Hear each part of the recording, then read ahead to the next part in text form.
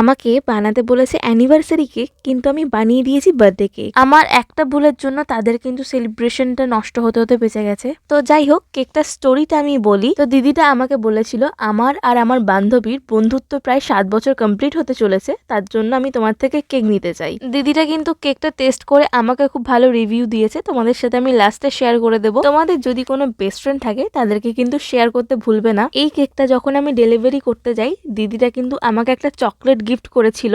আর first time যেহেতু আমাকে কোনো কাস্টমার আমাকে চকলেটটা গিফট করেছে, তো সেই হিসাবে আমার একটা কর্তব্য আর স্মৃতি হিসাবে আমি একটা কাজ করেছি। আমার যে অর্ডারের ডায়েরিটা আছে, তো তার মধ্যে আমি চকলেটের ওই প্যাকেটটা রেখে দিয়েছি এখনো। তো ওই প্যাকেটটা আমি স্মৃতি হিসাবে সবসময় ডায়েরিটার মধ্যেই আমি রেখে দেবো। তো যাই হোক, এখানে আমি স্টোরিটা শেষ করলাম। তোমরা প্রতিদিন আমাকে কমেন্ট করো যে নামটা নেওয়ার জন্য, সেই কমেন্টগুলো আমি দেখি, কিন্তু একটা ভিডিওর মধ্যে সবার নামগুলো তো নেওয়া পসিবল না। তো তাই তোমরা এই ভিডিওতে তোমাদের নামগুলো নেওয়ার জন্য কমেন্ট করো, তাহলে আমার কিন্তু দেখতে সুবিধা হয় আর তোমাদের কিন্তু তাড়াতাড়ি নামটাও আমি নিতে পারি।